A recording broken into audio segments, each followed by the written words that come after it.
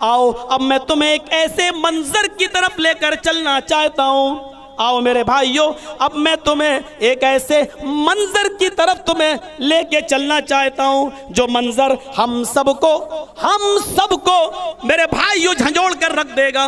आइए मैं आपको एक ऐसे मंजर की तरफ लेके चल रहा हूं और देखिए नबी अकरम का किरदार। यहां थोड़ा सा आपका वक्त लगेगा, सुनिए। अल्लाह के नबी और आपके चंद साहबा मदीने से सफर कर रहे हैं, मक्के में जाना चाहते हैं, उम्रे की नीयत से आए हुए हैं। सफर करते करते करते करते कोई मक्के से 7-8-10 किलोमीटर की दूरी रह गई। खबर मिलती है मक्के के बॉर्डर पर काफिरों ने अपने सिपाही खड़े कर दिए हैं, घुसने नहीं देंगे मोहम्मद रसूलुल्लाह को और उनके साथियों को। आपने 8-10 किलोमीटर पहले ही, मक्के से 8-10 किलोमीटर पहले ही पड़ाव डाल दिया। लोगों से कहा यहीं रुक जाओ, अभी वहां जाना खतरे से खाली नहीं है। हम अमन व अमान चाहते हैं और चाहते यह है कि बातचीत के जरिए कोई रास्ता खुल जाए। मेरे भाइयों, बातचीत के जरिए रास्ता खोलने का पैगाम अल्लाह के नबी ने भेज दिया। इधर भी लोग तैयार हो गए। जहां आपने कयाम किया, पड़ाव डाला, उसको लोग हुदैबिया के नाम से जानते हैं। कभी आप उम्रा करने जाएं तो आप हुदैबिया 10-12 ही किलोमीटर की दूरी पर है मक्के से, आप वहां जरूर जाइए।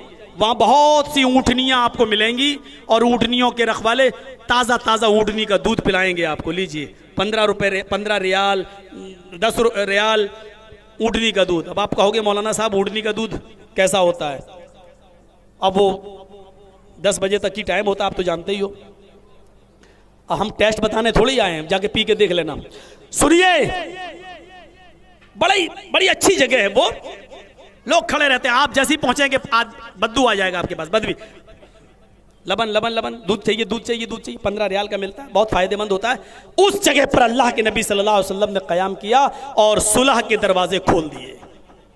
और मीडिया वालों लिखो, इस्लाम अमन के लिए इस हद तक अमन का माहौल कायम रहे, इस हद तक झुकने की इजाजत देता है हमें।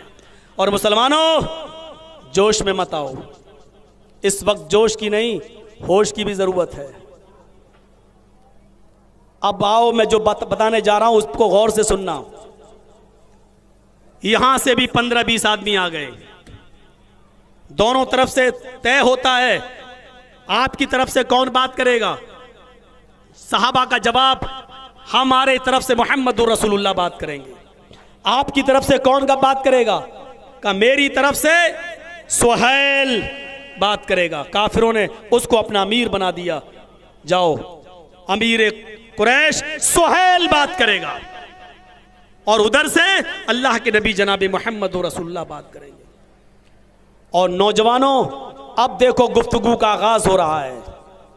अल्लाह के नबी सल्लल्लाहु अलैहि वसल्लम ने फरमाया, हम लोग उम्रे के इरादे से आए हैं, हमें लड़ना झगड़ना नहीं है, इसलिए हम चाहते हैं कि हमें और हमारे साथियों को उम्रे की इजाज़त दे दी जाए, हम उम्रा करेंगे और मदीना वापस चले जाएंगे। उन लोगों ने कहा बिल्कुल नहीं, मक्का आपने अपनी मर्जी से छोड़ा है, हमने आपको भगाया नहीं था, मजबूर जरूर हुए हैं आप, लेकिन जब छोड़ दिया तो छोड़ दिया, अब आपको मक्के में घुसने की इजाजत नहीं दी जाएगी। आपने कहा बातचीत के जरिए मैं मसला हल करने आया हूं, मुझे बताओ क्या खाने काबा पे आना और उम्रा करना, सफा और मरवा की सई करना क्या हमारा हक नहीं है? उन्होंने कहा है। तो बताओ, तुम बताओ रास्ता क्या है? उन्होंने कहा हमारी चंद शर्तें मानना पड़ेंगी। और नौजवानों सुनो, आपने कहा बताओ शर्तें क्या हैं। कलम ले लिया गया, चमड़े का टुकड़ा सामने मौजूद है। पहली शर्त, कहा है अली लिखो, बताओ सुहैल तुम्हारी शर्त क्या है? सुहैल ने कहा, आए मोहम्मद इब्ने अब्दुल्लाह, मेरी पहली शर्त यह है आप और आपके सहाबा अभी यहां से वापस जाएं, इस साल आपको उम्रे की इजाजत नहीं है, इस साल आपको मक्के में घुसने की इजाजत नहीं है, हम मक्के में नहीं घुसने देंगे। ये पहली शर्त है। आपको इस मर्तबा जाना पड़ेगा, जहां से आए हो वैसे ही लौट के जाओ। आपने कहा सुहैल मुझे तुम्हारी ये शर्त मंजूर है, हम इस साल उम्रा नहीं करेंगे, हम वापस जाने के लिए तैयार हैं। गोदी मीडिया के कुछ लोग यहां हो तो सुने, थोड़ा सा ये भी दे दें। देखिए अमन और अमान का माहौल, कितनी खतरनाक और जालिमाना शर्त। वो चाहते थे कि मोहम्मद ना माने और यहीं पर लड़ाई झगड़ा हो जाए, लेकिन अल्लाह के रसूल ने मौका नहीं दिया। फरमाया कि मुझे तुम्हारी ये शर्त मंजूर है। उन्होंने कहा मेरी दूसरी शर्त, आइंदा साल आप उम्रा करने आ सकते हो, आइंदा साल, लेकिन 3 दिन से ज्यादा आपको मक्के में रहने की इजाजत नहीं। मैं मक्के में पैदा हुआ, मेरे माँ बाप मक्के में पैदा हुए, मेरी जमीन और जायदाद आज भी मक्के में मौजूद है, लेकिन मुझी को मक्के में रहने की इजाजत नहीं। बिल्कुल सेम वही। इस मुल्क को हमने आजाद कराया, इस देश को हमने आजाद कराया। आज भी इंडिया गेट चले जाओ, दिल्ली के अंदर इस देश को आजाद कराने वाले 100 शहीदों का नाम आज भी इंडिया गेट के दरवाजे पर लगा हुआ है। 100 शहीदों के नाम लिखे हुए हैं। उन 100 शहीदों में 80 नाम मुसलमानों के हैं, जिन्होंने इस देश को आजाद कराया, अपने खून की कुर्बानी दी। लेकिन आप ही को इस देश में रहने की इजाजत नहीं है। चुन चुन के आपको वोटर लिस्ट से निकाल कर, कागजात में नाकाम करके आप ही को इस देश से निकाला जाएगा। मेरे प्यारे साथियों, सुलह हुदैबिया के उस मंजर को सामने रखो और अपने देश के हालात को भी जरा सामने रखो। और मैं भी अपने जज्बात को सामने रखे हुए हूं। जहन में तो बहुत कुछ आ रहा है, लेकिन अगले साल फिर हम नहीं आएंगे यहां। मेरे भाइयों सुनो, अल्लाह के नबी सल्लल्लाहु अलैहि वसल्लम ने क्या कहा? अय सुहैल चल, मुझे तुम्हारी ये शर्त भी मंजूर है, हम आइंदा साल आएंगे और 3 दिन से ज्यादा मक्के में नहीं रुकेंगे। ठीक है, लिखो आय अली, मुझे यह शर्त भी मंजूर है। सुलह, अमन व अमान का तीसरी शर्त का क्या? आप और आपके सहाबा तलवार लेकर आ सकते हो, सिर्फ तलवार, वो भी मियान में रखी हुई होगी, मियान के अंदर, और हमारे लोग तलवार खुलेआम लेकर घूमेंगे। हमारे आदमी खुलेआम तलवारें लेकर घूमेंगे। जैसे अभी डंडे वाले निकले थे, पुलिस उनकी हिफाजत कर रही है, और हम सीएबी के बोर्ड लेके जा रहे हैं तो डंडे बरसा रही है। जुल्म जुल्म होता है। ये बिल तुम लाए नहीं हो, मेरा दिल कहता है कि ऊपर वाले ने तुमसे बिल पेश करवाया है। ये मेरा ज़मीर अंदर से कहता है। क्यों? क्योंकि मैं इतना जानता हूं कि गीदड़ की मौत जब आती है तो वो शहर की तरफ भागता है।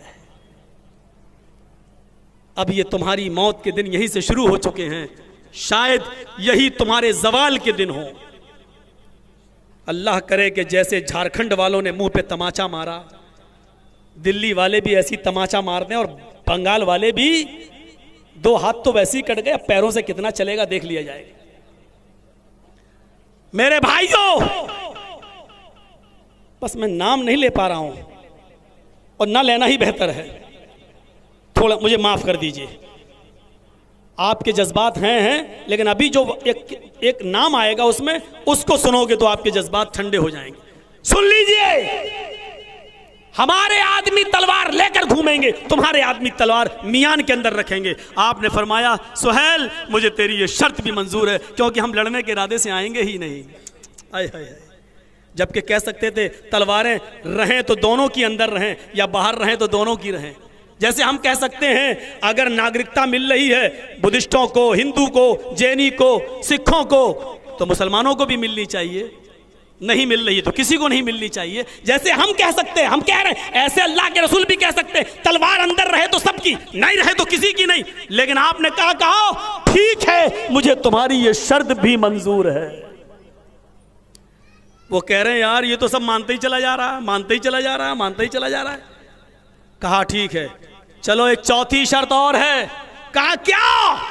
चौथी शर्त हमारी ये है, आए मोहम्मद लिखो। कहा क्या? हमारा कोई आदमी मक्के से भागकर मदीने जाएगा तो आपको वापस करना पड़ेगा, और आपका आदमी अगर मदीना से हमारे पास आ गया तो हम उसको वापस नहीं करेंगे। देख रहे हैं शर्तें कितनी जालिमाना। आपका आदमी अगर हमारे पास आ गया तो हम वापस नहीं करेंगे, और मेरा आदमी अगर आपके पास चला गया तो आपको वापस करना होगा।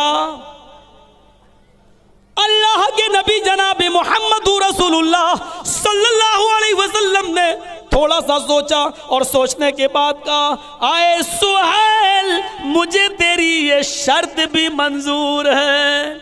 मेरा आदमी अगर तुम्हारे पास आए तो तुम वापस ना करना, और तुम्हारा आदमी मेरे पास आ जाए तो मैं वापस कर दूंगा। अभी इतना कहा ही था, अभी इतना बोले ही थे, इतने में एक सहाबी रसूल अबू जुंदल पैरों में बेड़ियां डाले हुए काफिरों के चंगुल से छूटकर किसी तरीके से निकल कर आ गए और अल्लाह के नबी के पास बैठ गए। हाय अल्लाह के नबी मेरे पीठ के निशान देखिए, मेरी चमड़ी उधेड़ दी, मुझे इतना मारा, इतना उत्पीड़न किया गया कि मेरे हाथ देखिए, मेरे पैर देखिए। अब मुझे इनके पास नहीं जाना, मुझे अपने साथ मदीने ले चलो। इस मंजर को देखकर सहाबा किराम के दिल मोम हो गए, उनकी आंखों से आंसू गिरने लगे। सुहैल ने कहा सुलह नामे के मुताबिक आपको अपना आदमी वापस करना होगा, अभी मेरे हवाले करो। अल्लाह के नबी कहते ऐ सुहैल अभी दस्तखत नहीं हुए हैं, अभी सुलह की कार्रवाई चल रही है, अभी दस्तखत नहीं हुए हैं। जब तक दस्तखत ना हो जाएं अमल कैसा? भाई कानून बन गया तो राष्ट्रपति के सिग्नेचर होते हैं ना, वो सिग्नेचर हो गए तो अभी सिग्नेचर नहीं हुए, जब हुए नहीं तो सुलह कैसी? फिर इस आदमी को वापस कैसे किया जाए? उन्होंने कहा फिर हम सुलह ही नहीं मानते। आपने कहा सुहैल बैठो, अबू जुंदल तुम्हें वापस जाना होगा। कहा अल्लाह के नबी बहुत सताया गया हूं। फरमाया अबू जुंदल सब्र करो, इन्नल्लाह माना, अल्लाह हमारे साथ है, जल्दी कोई रास्ता निकालेगा। मुसलमानों, चीता कैंप के लोगों, मौलवी जर्जीस भी तुमसे इतना कहता है सब्र करो, सब्र करो, जो आज तक तुम करते आए हो, अल्लाह हमारे लिए कोई रास्ता निकालेगा। चाहे इस हुकूमत को बर्खास्त करके, उतार कर या गैब से मदद करके, इंशाअल्लाह। लेकिन कल वाली बात याद रखना, इन कुंतुम मुमिनीन, पहले अपने अंदर ईमान पैदा कर लो। अबू जुंदल को वापस जाना पड़ा, सुलहनामे पर दस्तखत होने लगे। चलो सुलह कर लो, चलो और कोई शर्त नहीं? अब कोई शर्त नहीं, ये 4 शर्तें काफी हैं। कहा आए अली लिख दो मोहम्मदुर रसूलुल्लाह को ये शर्तें मंजूर हैं। अब कलेजा थाम के बैठो, मोहम्मदुर रसूलुल्लाह को ये शर्तें मंजूर हैं। ये लिख दिया गया। सुहैल लो ये शर्तें मंजूर हैं। सुहैल ने जैसी सुलहनामा लिया, पकड़ा, उसमें कहा मोहम्मदुर रसूलुल्लाह को ये शर्तें मंजूर हैं। फरमाया आए मोहम्मद हम आपको रसूलुल्लाह मानते ही नहीं है। सबसे ज्यादा जिगर को झंझोड़ देने वाला मंजर, हम आपको रसूलुल्लाह मानते ही नहीं है। आप इस पर यह लिखिए मोहम्मद इब्ने अब्दुल्लाह को ये शर्तें मंजूर है, मोहम्मदुर रसूलुल्लाह नहीं। आपने कहा अली लिख दो, काट दो रसूलुल्लाह और लिख दो मोहम्मद इब्ने अब्दुल्लाह को ये शर्तें मंजूर हैं। हज़रत अली ने जानते हो क्या जवाब दिया? आए अल्लाह के रसूल सब कुछ लिख दिया, लेकिन मेरे हाथों में इतनी ताकत नहीं है कि मैं लफ्ज़ रसूलुल्लाह को काट सकूं। मेरे हाथों में इतनी ताकत नहीं है, अल्लाह ने आपको रसूल बनाकर भेजा है, मैं कैसे काट दूं, मैं कैसे ये रसूलुल्लाह का लफ्ज काटूं, मैं ये काम नहीं कर सकता। अरे अल्लाह के रसूल, आप रसूलुल्लाह हैं तो मैं कैसे काट दूं। अल्लाह के रसूल ने कहा कलम मुझे दो। आए अली मुझे बताओ कहाँ लिखा है रसूलुल्लाह। बुखारी के सफ़हात पर मंजर देखो, कहाँ लिखा है रसूलुल्लाह। हज़रत अली ने बताया ये अल्लाह के नबी जैसे ही कलम रखते हैं काटना शुरू करते हैं, जैसे ही कलम रखते हैं अभी काटा नहीं कि उमर ने हाथ पकड़ लिया, अमी हज़रत उमर ने, और कहा अल्लाह के रसूल, रसूलुल्लाह काटने से पहले मेरे एक सवाल का जवाब दे दीजिए। कहा क्या?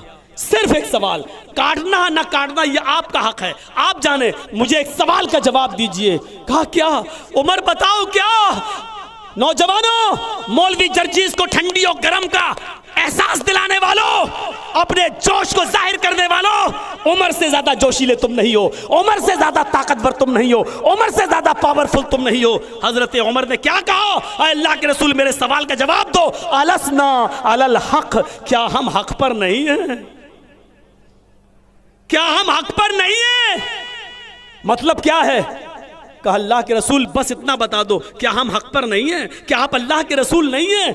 अल्लाह के नबी ने फरमाया उमर हम हक पर हैं, मैं अल्लाह का रसूल हूं, आप हमारे सहाबा हो। फरमाया आए अल्लाह के नबी, जब हम हक पर हैं तो फिर इतना दम मत उसके मानने वालों को माहौल खराब करने वाला मत कहो।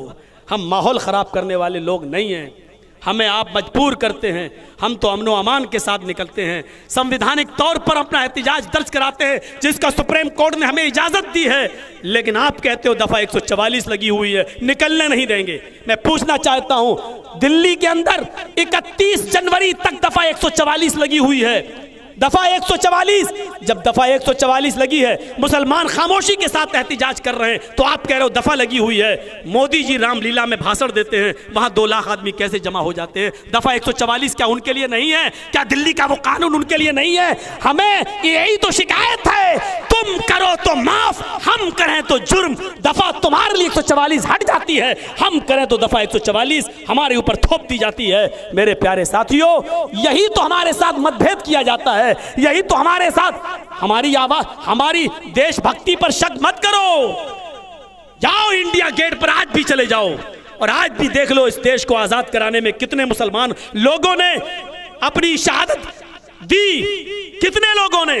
हमारी आवाज जिन्ना नहीं है, हमारी आवाज ओवैसी नहीं है, हमारी आवाज आज के उलमा नहीं है, हमारी आवाज मेरे भाइयों वो महात्मा गांधी है जो राजघाट के ऊपर आज भी सो रहे हैं।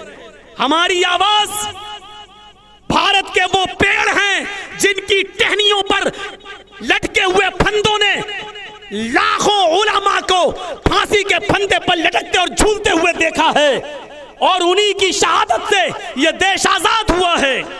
हमारी आवाज वीर अब्दुल हमीद की छाती से टपकने वाला वो खून है जिसका एक एक कतरा हिंदुस्तान जिंदाबाद का नारा आज भी दे रहा है और कयामत की सुबह तक देता रहेगा।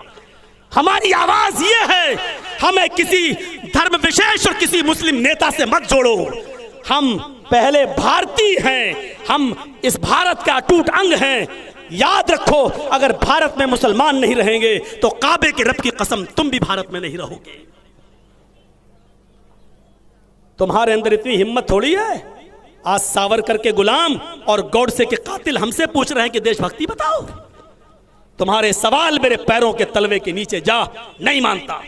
तेरे सवाल मेरे जूते की ठोकर पर नहीं तस्लीम करता। मेरे प्यारे साथियों, ये देश हमारा था, हमारा है और हमारा रहेगा। और आखिरी बात बताकर अपनी बात को खत्म कर देंगे। क्या नतीजा निकला सुलह हुदैबिया के बाद? इन जालिमाना शर्तों को मानने के बाद क्या हुआ? आपको वापस कर दिया गया, मक्के से लोगों को निकाला गया। फिर हुआ क्या बाद में? आपने कहा था ना दानिशमंदी, क्या हुआ?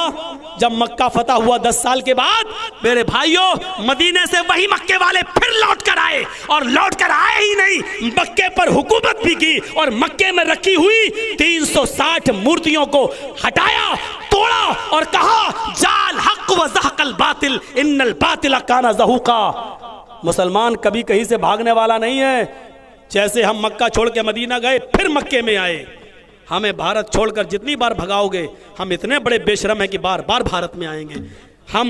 हमारी बेशर्मी अभी आपने देखी नहीं है, इसलिए नहीं क्योंकि हम तो मर मिटना जानते हैं, इस मिट्टी के अंदर हम दफन होना भी जानते हैं। क्योंकि हमसे देशभक्ति का सवाल मत करो, तुम तो बस गर्दन हिलाते हो। इस देश की जमीन पर एक मुसलमान 5 मर्तबा अपना माथा इस देश की धरती पर सजदे में रखकर सुभान रब्बियल आला, उस धरती के खालिक को सबसे बुलंद मानकर इस धरती की पेशानी को चूमता है, इस सरजमीन के पेशानी को चूमता है। जो एक दिन में 5 मर्तबा इस धरती की पेशानी को चूमता हो, उससे इस देश की मिट्टी, इस देश की देशभक्ति का सवाल हमसे मत करो। करना हो, पूछना हो तो एडवाणी जी से पूछो तुम कहां से आए हो, उनसे सवाल करो कि तुम अपनी नागरिकता दिखाओ, तुम कहां से आए हो। हमसे ये सवाल न करो, इंशाअल्लाह न करोगे न कर सकते हो। हमें उम्मीद है, आओ हम सब इस वक्त ये दुआ करें सबसे पहले कि अल्लाह बारे इलाह इस देश के अंदर मैं किसी का नाम नहीं ले रहा हूं, जिसको बुरा लगेगा उसी को वही उछलेगा।